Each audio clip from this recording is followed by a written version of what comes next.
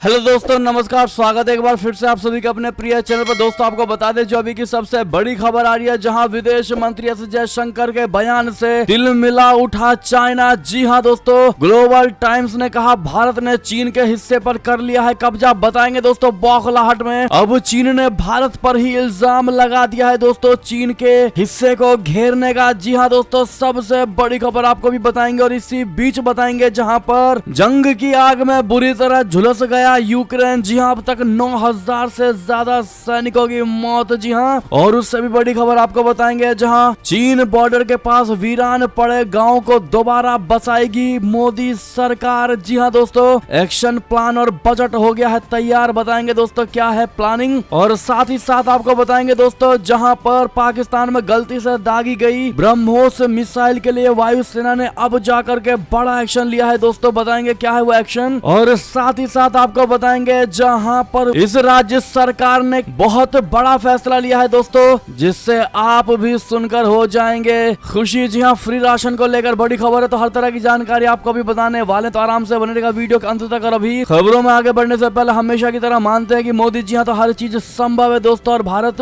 मोदी जी के नेतृत्व में आगे बढ़ रहा है। तो इस वीडियो को भी कर दीजिए लाइक, चैनल को कर दीजिए सब्सक्राइब, बेल आइकन दबाइए, साथ ही कमेंट बॉक्स में लिख दीजिएगा जय हिंद। जी हाँ दोस्तों, तो चलते हैं पहली और सबसे बड़ी खबर की तरफ, जहां पर विदेश मंत्री एस जयशंकर जी के बयान से तिल मिलाया ग्लोबल टाइम्स। कहा भारत ने ही चीन के हिस्से पर कर लिया है कब्जा। जी हां, चीनी सरकार का मुखपत्र कहे जाने वाले ग्लोबल टाइम्स ने भारतीय विदेश मंत्री एस जयशंकर के सीमा विवाद को लेकर दिए गए बयान का तीखी टिप्पणी किया है दोस्तों अपने संपादकीय में। ग्लोबल टाइम्स ने जयशंकर जी के बयान को लेकर भारत की जमकर आलोचना की है। ग्लोबल टाइम्स ने दावा किया है कि चीन ने नहीं बल्कि भारत ने द्विपक्षीय समझौतों की अवहेलना की है। इतना ही नहीं दोस्तों, चीनी अखबार ने उल्टे ये भी लिख दिया है कि भारत ने चीन के क्षेत्र पर अतिक्रमण किया है, यानी कब्जा किया है। जी हां, ग्लोबल टाइम्स ने लिखा है कि भारतीय विदेश मंत्री सुब्रमण्यम जयशंकर की हालिया टिप्पणी दोनों देशों के आपसी विश्वास को कम कर सकती है। इससे द्विपक्षीय संबंधों के विकास पर असर पड़ सकता है। रविवार को ब्राजील के साओ पाउलो में एक कार्यक्रम में जयशंकर जी ने कहा था कि चीन ने भारत के साथ अपने सीमा समझौते की अवहेलना की है। चीन ने बॉर्डर एरिया और गलवान घाटी में जो किया है वो सीमा समझौते का स्पष्ट उल्लंघन है। जयशंकर जी ने कहा कि अभी ये कोई छिपी बात नहीं है, हम बहुत कठिन दौर से गुजर रहे हैं। 1990 के दशक में चीन के साथ हमारे समझौते थे, इसके जरिए सीमा क्षेत्र में बड़े पैमाने पर सैनिकों के लाने पर रोक लगा हुआ था। हम दोनों में से कोई भी प्रतिबंधित इलाकों में सैनिकों की तैनाती न करने पर सहमत हुए थे। हमारे बीच के इस समझौते का चीन ने उल्लंघन किया है। एस जयशंकर ने कहा कि आप जानते हैं चीन में क्या हुआ, उस समस्या का समाधान नहीं किया गया है और यही वजह है कि हमारे रिश्तों में उठा पटक का दौर जारी है। जिसके बाद दोस्तों ग्लोबल टाइम्स ने भारत को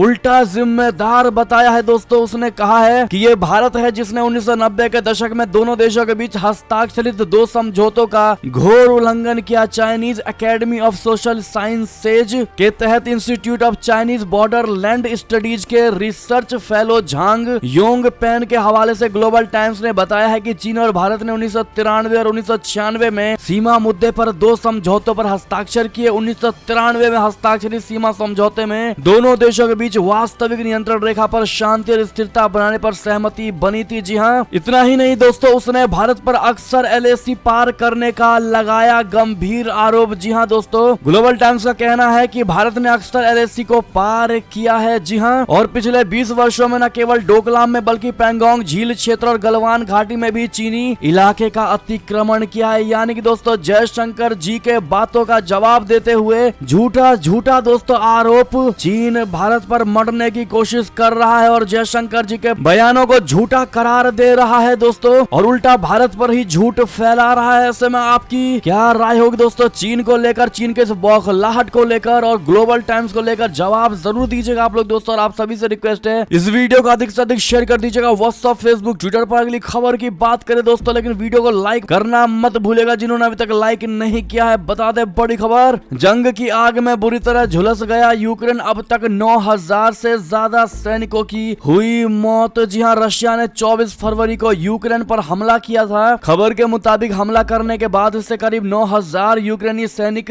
युद्ध में मारे जा चुके हैं। जनरल वेलेरी जालुनजी के मुताबिक यूक्रेन के कई बच्चों की देखभाल करने की जरूरत है क्योंकि उनके पिता अग्रिम पंक्ति पर तैनात है और उनमें से करीब 9000 सैनिक जान गंवा चुके हैं। दोस्तों रशिया और यूक्रेन में जंग खत्म होने के आसार नहीं दिखाई दे रहे हैं। पुतिन की सेना ने यूक्रेन के कई प्रमुख शहरों पर कब्जा कर लिया है। यूरोप की रोटी की टोकरी कहे जाने वाले देश की हालत जर्जर हो गई है। दोस्तों तो वहीं अमेरिकी सेना अधिकारियों ने 2 हफ्ते पहले अनुमान लगाया था कि रशिया ने 70,000 से 80,000 सैनिकों को जंग में गंवा दिया है। इनमें मरने और घायलों को जोड़ा गया है। तो वहीं अल जजीरा का कहना है कि युद्ध क्षेत्र में के आंकड़ों की स्वतंत्र रूप से पुष्टि करना असंभव है। जी हाँ दोस्तों, अगली और बड़ी खबर की बात करें जहां पर चीन बॉर्डर के पास वीरान पड़े गांव को दोबारा बसाएगी मोदी सरकार। बड़ी खबर, एक्शन प्लान और बजट हुआ तैयार। जी हाँ दोस्तों, चीन से लगी वास्तविक नियंत्रण रेखा यानी एलएसी के नजदीक वीरान पड़े करीब 500 गांवों को केंद्र सरकार एक बार फिर बसाने की तैयारी कर रही है। दोस्तों सरकार ने इसके लिए हर तरीके से पूरा एक्शन प्लान तैयार कर लिया है दोस्तों, और 2500 करोड़ रुपए का बजट भी निश्चित कर दिया गया है दोस्तों। और इस प्लान को तैयार करने वाले अधिकारियों के मुताबिक एलएसी से सटे करीब 500 गांव ऐसे हैं जो वीरान हो चुके हैं, यानी कि दोस्तों इन गांव में अभी रहने वालों की संख्या बहुत ही कम या यूं कहें दोस्तों कि ना के बराबर रह गई है। और इसकी वजह से यानी इसके कारण लोगों का लगातार इन सीमावर्ती गांवों से पलायन यानी कि दोस्तों माइग्रेट है। जी हाँ दोस्तों, सीमावर्ती इलाके में स्थित इन करीब 500 गांवों को भारत सरकार सेकंड लाइन ऑफ डिफेंस के तौर पर खड़ा करना चाहती है और इसीलिए अब स्वास्थ्य सुविधाओं और शिक्षा जैसी बेसिक जरूरतों को पूरा करने का वादा करते हुए सीमा से लगे इन सैकड़ों गांव के निवासियों से यहां दोबारा वापस लौट आने के लिए संपर्क शुरू कर दिया गया है, ताकि इन गांवों को दोबारा बसाया जा सके यानी आबाद किया जा सके। जी हाँ दोस्तों, यहाँ बसने के इच्छुक गाँव वालों से एक बार फिर से संपर्क किया जा रहा है। आप सभी को बता दें दोस्तों कि इन पूरे 500 गाँव का मॉडल पूरे तरीके से तैयार हो चुका है दोस्तों। क्या कब कैसे करना है सब कुछ तैयार हो चुका है। अगर बजट की बात करें दोस्तों 2022-23 के वार्षिक बजट में सरकार ने इसके लिए 1921.39 करोड़ रुपए आवंटित किए थे, जिसे बढ़ाकर अब 2517 करोड़ रुपए कर दिया गया। ऐसे में दोस्तों मोदी सरकार के इस फैसले का, बड़े फैसले का दोस्तों दिल से समर्थन करते हैं। तो हमारा समर्थन है इस फैसले का, लिखना मत भूलिएगा दोस्तों, क्योंकि चीन ने भी भारत के बॉर्डर के पास दोस्तों काफी ज्यादा मात्रा में गाँव को बसा रखा है दोस्तों। और ये सबसे बड़ा कारण है कि चीन अब चाहकर भी पीछे नहीं हट सकता दोस्तों। और ऐसे में भारत का भी ये प्लान एक नंबर होता दिखाई दे रहा है दोस्तों। ऐसे में आपकी राय और सुझाव तो बनती है। और दोस्तों इसी बात पर जिन्होंने वीडियो को लाइक नहीं किया दोस्तों प्लीज लाइक कर दीजिएगा। अगली खबर की बात करें जहां पाकिस्तान में गलती से दागी गई मिसाइल के लिए वायुसेना के 3 अधिकारियों को बर्खास्त कर दिया गया है दोस्तों। ब्रह्मोस मिस फायर मामले में बहुत बड़ा एक्शन लिया गया है। एयरफोर्स के 3 अफसरों को बर्खास्त किया गया है। जी हां, सरकार ने मंगलवार को कहा है कि पाकिस्तान में गलती से दागी गई मिसाइल के लिए वायुसेना के 3 अधिकारियों को बर्खास्त किया गया है। इसी साल की शुरुआत में भारत की ब्रह्मोस मिसाइल गलती से शूट हो गई थी। वायुसेना ने अपने बयान में कहा, एक ब्रह्मोस मिसाइल गलती से 9 मार्च 2022 को दागी गई थी। घटना के लिए जिम्मेदार 3 अधिकारियों की सेवाओं को तत्काल प्रभाव से समाप्त कर दिया गया है। आपको बता दें कि वायुसेना मुख्यालय से एक एयर वाइस मार्शल को ब्रह्मोस सुपरसोनिक क्रूज मिसाइल की आकस्मिक फायरिंग की जिम्मेदारी दी गई थी। विस्तृत जांच के बाद 3 लोगों को घटना के लिए जिम्मेदार ठहराया गया। जी हाँ दोस्तों, ऐसे में दोस्तों जिस प्रकार से गलती से ये मिसाइल दाग दी गई थी दोस्तों और पाकिस्तान में ये जा गिरा था, ऐसे में इन तीनों अधिकारियों को बर्खास्त करने का डिसीजन दोस्तों क्या आपको सही लगता है? क्या सही किया गया है इन तीनों को बर्खास्त करके? आपकी जो भी राय हो दोस्तों कमेंट में लिखकर जरूर बताइएगा। चलते हैं दोस्तों अगली और बड़ी खबर की तरफ, जहां पर भारतीय नौसेना के सीक्रेट हथियार का सफल परीक्षण दुश्मन को चकमा देने में माहिर। जी हां दोस्तों, भारतीय रक्षा अनुसंधान एवं विकास संगठन बोले तो DRDO ने भारतीय नौसेना के बैटलशिप से ऐसे मिसाइल का परीक्षण किया है दोस्तों, जो अपनी गति, सटीकता और मारक क्षमता के लिए जानी जाती है। ये भारत में ही बनी मिसाइल है। इसकी गति इतनी ज्यादा है दोस्तों कि ये दुश्मन के राडार के पकड़ में भी नहीं आती है। परीक्षण ओडिशा के चांदीपुर स्थित इंटीग्रेटेड टेस्ट रेंज के पास समुद्र में किया गया है दोस्तों। इस मिसाइल का नाम है vertical launch short range surface to air missile बोले तो VLSR SAM। जी हाँ दोस्तों, इस मिसाइल में स्वदेशी रेडियो फ्रीक्वेंसी सीकर लगा है दोस्तों, जिसे इसकी सटीकता को और बढ़ा देता है। इसने टारगेट को बीच रास्ते में ध्वस्त कर दिया। जी हाँ, कम ऊंचाई पर उड़ने वाले टारगेट का मतलब मतलब होता है कि रडार को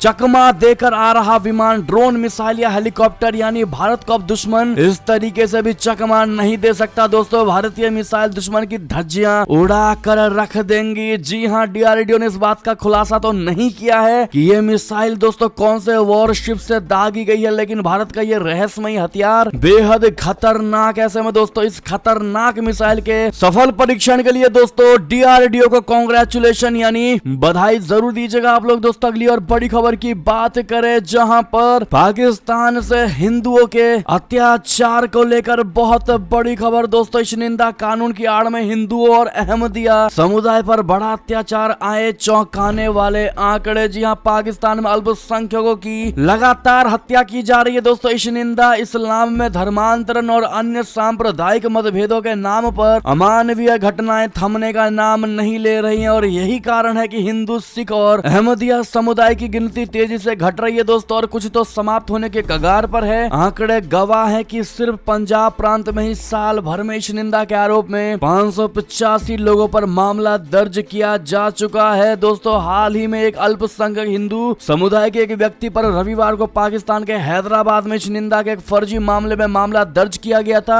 उस व्यक्ति की पहचान अशोक कुमार के रूप में हुई, जो पाकिस्तान में हैदराबाद के सदर में राबिया केंद्र में रहने वाला एक सफाई कर्मचारी था, और उस पर हिंसक भीड़ ने हमला किया था। जी हाँ दोस्तों, पाकिस्तान में इस निंदा का मामला नया नहीं है। पाकिस्तान के मानवाधिकार आयोग के अनुसार पंजाब से भारी बहुमत के साथ 2021 में इस निंदा के आरोप में कम से कम 585 लोगों पर मामला दर्ज किया जा चुका है दोस्तों। ऐसे में पाकिस्तान में अल्पसंख्यक समुदाय पर दोस्तों अतिक्रमण को लेकर, अत्याचार को लेकर दोस्तों आपका क्या कहना है, कमेंट में लिखकर जरूर बताइएगा। एक और खबर की बात करें, जहां ब्रिटेन में भी बचा प्रधानमंत्री मोदी जी का डंका, भारतीय ने लगाई जिनपिंग की क्लास। जी हां दोस्तों, ब्रिटेन में प्रधानमंत्री बनने की दौड़ में ऋषि सुनक भले ही कुछ पीछे चल रहे हो, लेकिन वो भारत और ब्रिटेन के बीच रिश्तों में बदलाव देखना चाहते हैं। जी हां दोस्तों, ब्रिटेन के प्रधानमंत्री पद के उम्मीदवार ऋषि सुनक ने कहा है कि वो ब्रिटेन और भारत के बीच संबंधों को बदलना चाहते हैं। वो ब्रिटेन और भारत के बीच संबंधों को दो तरफा बनाना चाहते हैं। ऋषि सुनक ने चीन पर एक बार फिर भड़ास निकाली। उन्होंने कहा कि चीन की आक्रामकता के खिलाफ ब्रिटेन को बचाव में बहुत मजबूत होने की जरूरत है। सुनक ने चीन और चीनी कम्युनिस्ट पार्टी को आर्थिक और राष्ट्रीय सुरक्षा के लिए सबसे बड़े खतरों में से एक बताया है। जी हाँ दोस्तों, और भारत के साथ पीएम मोदी जी के साथ दोस्तों ब्रिटेन की गठजोड़ का अलग से रास्ता बनाने का इन्होंने अपना विचार बताया है दोस्तों, और कहा है भारत और ब्रिटेन एक नए पहलू से अपना बिजनेस स्टार्ट कर सकते हैं दोस्तों, और इससे भारत और ब्रिटेन दोनों को फायदा होगा। अगली खबर की ओर चले, जहां पर अग्निपथ योजना को लेकर नेपाल में विवाद, माओवादी ने गोरखा सैनिकों की भर्ती बंद करने की है मांग, दुविधा में है सरकार। जी हां, भारतीय सेना की अग्निपथ भर्ती योजना में नेपाली युवाओं को भर्ती करने की अनुमति देने को लेकर नेपाल सरकार असमंजस में है। भारत चाहता है कि नेपाल के युवा अग्निपथ स्कीम के तहत गोरखा रेजिमेंट में भर्ती हों। इसके लिए सरकार ने शेर बहादुर देउवा सरकार से उनके विचार पूछे हैं, और इसी बीच नेपाल में अग्निपथ स्कीम के तहत नेपाली युवकों के भर्ती को लेकर विवाद शुरू हो गया है दोस्तों। द काठमांडू पोस्ट की रिपोर्ट के मुताबिक भारत ने नेपाल सरकार से भारतीय सेना के गोरखा रेजिमेंट में अग्निपथ स्कीम के तहत नेपाली युवकों को भर्ती की योजना को लेकर राय पूछी, और इस भर्ती के तहत 25 अगस्त को नेपाल के बुटवल और 1 सितंबर को धरान में टेस्ट होना है। और इसी बीच नेपाल सरकार के अधिकारियों ने कहा है कि वे अभी इस पूरे मामले पर विचार कर रहे हैं। इसके साथ ही उन्होंने ये भी कहा है कि भारत सरकार ने इस अग्निपथ योजना को शुरू करने से पहले नेपाल सरकार से ना तो राय ली थी और ना ही सूचित किया था। इस पर आपकी जो भी राय हो दोस्तों कमेंट करके अवश्य बताइएगा। अगली खबर की बात करें, जहां पर किम जोंग का शिकार करने के लिए दक्षिण कोरिया तैयार बना रहा महाविनाशक स्टील्थ ड्रोन। जी हां दोस्तों, दक्षिण कोरिया अपनी सैन्य ताकत बढ़ाने के लिए स्टील्थ ड्रोन बनाने पर काम कर रहा है। इसके लिए दक्षिण कोरिया की एजेंसी फॉर डिफेंस डेवलपमेंट ने कंपनी का भी चुनाव कर लिया है। दक्षिण कोरियाई वायुसेना के लिए मल्टी रोल ड्रोन के स्क्वाड्रन को डेवलप करने की जिम्मेदारी कोरियन एयर को सौंपी गई है। कोरियन एयर दक्षिण कोरिया का अर्ध सरकारी विमानन कंपनी है दोस्तों। नया ड्रोन स्टील्थ टेक्नोलॉजी से लैस रहने वाला है, जिसे किसी लड़ाकू विमान के साथ भी तैनात किया जा सकेगा, और इस ड्रोन को खास तौर पर उत्तर कोरिया की बढ़ती आक्रामकता को रोकने के लिए विकसित किया जा रहा है। दक्षिण कोरिया ने हाल में ही अपने स्वदेशी लड़ाकू विमान KF-21 बोरामे की पहली उड़ान आयोजित की थी, और और इसे दक्षिण कोरियाई डिफेंस इंडस्ट्रीज के लिए लंबी छलांग बताया था। जी हाँ दोस्तों, बात करें अगली खबर की, जहां पर विदेशी नागरिकों को नेपाल के रास्ते तीसरे देशों में यात्रा की मिल गई है अनुमति। ट्रांजिट वीजा सेवा फिर शुरू। जी हाँ, विदेशी नागरिकों को अब नेपाल के रास्ते तीसरे देशों की यात्रा करने की अनुमति दी जाएगी, क्योंकि सरकार ने महामारी के कारण 16 महीने के अंतराल के बाद ट्रांजिट वीजा सेवा को फिर से शुरू करने का फैसला किया है। अप्रैल 2021 में नेपाल के गृह मंत्रालय ने देश में कोरोना वायरस संक्रमण के बढ़ते मामलों के मद्देनजर सभी विदेशी नागरिकों को त्रिभुवन अंतर्राष्ट्रीय हवाई अड्डे को तीसरे देशों के लिए ट्रांजिट पॉइंट के रूप में उपयोग करने से प्रतिबंधित करने की अधिसूचना जारी की थी। अगली खबर की बात करें, जहां स्कूटर पर जा रहे मालदीव के मंत्री पर धारदार हथियार से हमला। अटैक से पहले पढ़ी कुरान की आयतें। जी हाँ दोस्तों, मालदीव के मंत्री अली सोली पर राजधानी माले में हमला हुआ है। सोली अपने स्कूटर से जा रहे थे, उस वक्त एक कट्टरपंथी ने चाकू से उन पर हमला कर दिया। दोस्तों, सोली पर्यावरण, जलवायु परिवर्तन और प्रौद्योगिकी राज्य मंत्री हैं। वो जमहूरी पार्टी यानी जेपी के प्रवक्ता भी हैं, जो राष्ट्रपति इब्राहिम सोली की सत्तारूढ़ मालदीवियन डेमोक्रेटिक पार्टी यानी एमडीपी की गठबंधन सहयोगी है। जी हाँ, सोली पर उस समय हमला किया गया जब वो माले में एक सड़क पर स्कूटर पर सवार थे। मालदीव के मीडिया ने बताया कि सोली की गर्दन पर पीछे से हमला करने से पहले अपराधी ने कुरान की कुछ आयतें पढ़ी। चाकू गर्दन पर तो नहीं लगी, लेकिन उनके बाएं हाथ पर चोट आई है। बहुत बड़ी खबर दोस्तों। अगली खबर की बात करें, जहां यूएई के इस फैसले ने बढ़ा दी पाकिस्तानियों की मुश्किलें। सरकार भी टेंशन में। जी हां, आर्थिक तंगी झेल रहे पाकिस्तान को किसी न किसी परेशानी से आए दिन जूझना पड़ रहा है। दोस्तों, अब यूएई के एक फैसले की वजह से पाकिस्तानियों की मुश्किलें बढ़ गई हैं। दरअसल यूएई ने सभी पाकिस्तानी यात्रियों के लिए कम से कम 5000 दिरहम साथ लेकर आना अनिवार्य कर दिया है। दोस्तों, इसका असर पाकिस्तान की ओपन मार्केट पर भी पड़ रहा है। पाकिस्तान के प्रमुख अखबार डॉन के अनुसार यूएई के इस फैसले के बाद पाकिस्तान की ओपन मार्केट में दिरहम की कमी आ गई है। दोस्तों, इसी वजह से ओपन मार्केट में पाकिस्तानी रुपए के मुकाबले डॉलर भी मजबूत हो गया है। बहुत बड़ी खबर दोस्तों। ऐसे में अगर यूएई ने ये बड़ा फैसला पाकिस्तान को लेकर किया है दोस्तों, पाकिस्तानियों को लेकर, तो फैसला बिल्कुल सही ही होगा। आप लोग क्या कहते हैं? राय सुझाव जरूर दीजिएगा दोस्तों। अगली खबर की बात करें, जहां पर बांग्लादेश में बिजली बचाने के लिए स्कूलों की छुट्टियां बढ़ा दी गई हैं। बैंक ऑफिसों में भी छूट। जी हां दोस्तों, बांग्लादेश में बिजली उपभोग को कम करने के लिए विद्यालयों की साप्ताहिक छुट्टी को एक और दिन बढ़ाकर 2 दिन कर दिया गया है, जबकि सरकारी कार्यालयों और बैंकों के कामकाजी समय में 1 घंटे की कटौती कर दी गई है। यूक्रेन युद्ध के असर से ईंधन की बढ़ती कीमतों के बीच बांग्लादेश ने ये कदम उठाया है। दोस्तों, एक और खबर की बात करें, जहां पर महिला जज जेबा चौधरी, जिसे निशाने पर लेकर बुरे फंसे पाकिस्तान के पूर्व पीएम इमरान खान। जी हां दोस्तों, पाकिस्तान के पूर्व प्रधानमंत्री इमरान खान अपने बड़बोलेपन और अपने गैर जिम्मेदाराना रवैये के लिए जाने जाते हैं। प्रधानमंत्री रहने के दौरान भी वो ऐसे लहजे में बातचीत करते थे जैसे कि वो 20 करोड़ लोगों के प्रतिनिधि नहीं बल्कि एक पार्टी के छोटे नेता है। धमकाने वाले लहजे में बात करना इमरान खान की पुरानी आदत है। बोलते बोलते वो कई बार महिलाओं को लेकर अपनी मर्यादा भूल जाते हैं। अब उनकी ये आदत भारी पड़ती दिखाई दे रही है। एक महिला मजिस्ट्रेट को लेकर उनके बयान पर पीटीआई के समर्थक भी खुलकर समर्थन नहीं कर पा रहे हैं। दोस्तों, ये महिला जज जेबा चौधरी हैं। ये इस्लामाबाद में जिला न्यायालय की सेशन जज हैं। दोस्तों, इमरान ने एक रैली में देख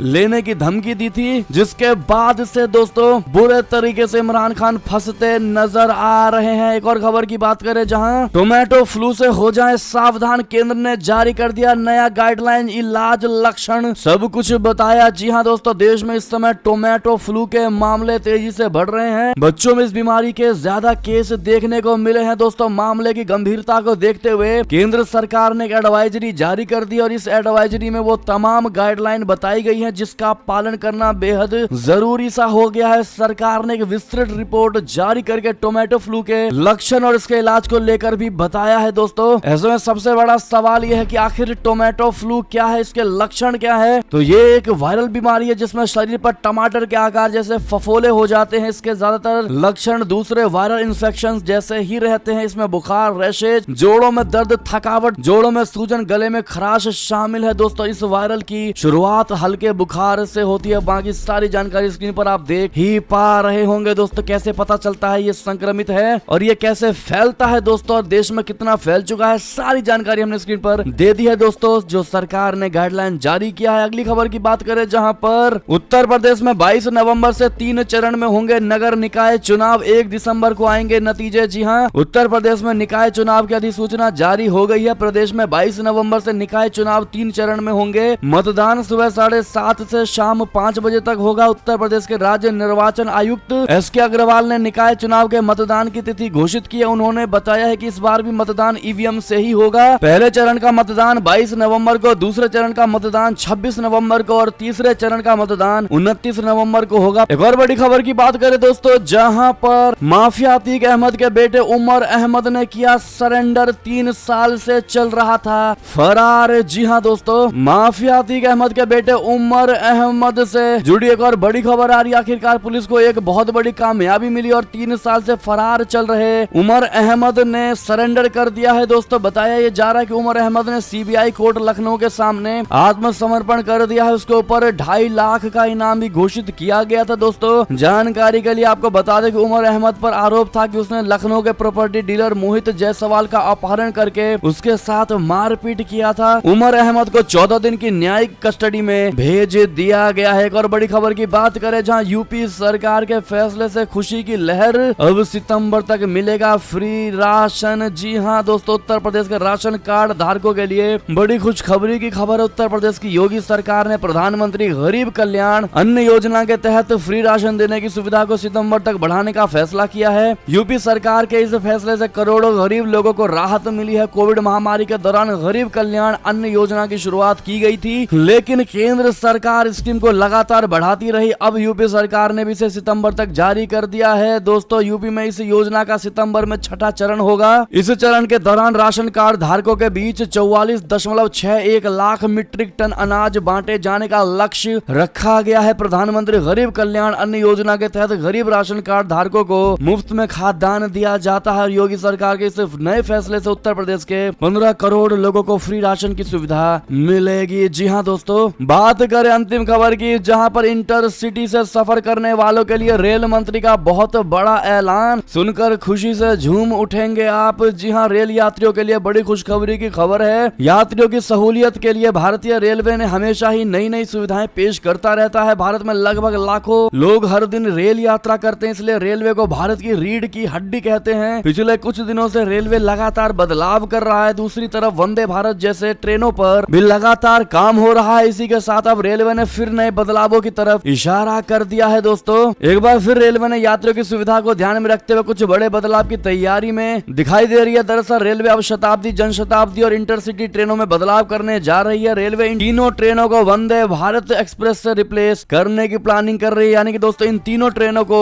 वंदे भारत के रूप में चलाएगी। बहुत बड़ी खबर दोस्तों, बहुत बड़ा अपडेट हमने आपको ये दिया है। ऐसे में दोस्तों ये थी अब तक की सारी बड़ी खबरें। आपको हमारी खबर कैसी लगी? आशा करता हूँ बहुत अच्छी लगी होगी। दोस्तों अगर थोड़ी भी अच्छी लगी है तो इस वीडियो को अभी अपने भाई बंधुओं में व्हाट्सएप, फेसबुक, ट्विटर के जरिए पूरे भारत में शेयर करना बिल्कुल मत भूलिएगा। दोस्तों और अभी कर दीजिए इस वीडियो को लाइक, चैनल को कर दीजिए सब्सक्राइब, बेल आइकन दबाइए, साथ ही कमेंट बॉक्स में लिख दीजिएगा जय हिंद जय भारत। तो मिलते हैं आपसे अगली बड़ी खबर में दोस्तों, तब तक अपना ख्याल रखिएगा। आप सभी का बहुत बहुत धन्यवाद साथ देने के लिए, साथ बने रहने के लिए। जय हिंद जय भारत, जय श्री राम, वंदे मातरम, हर हर महादेव।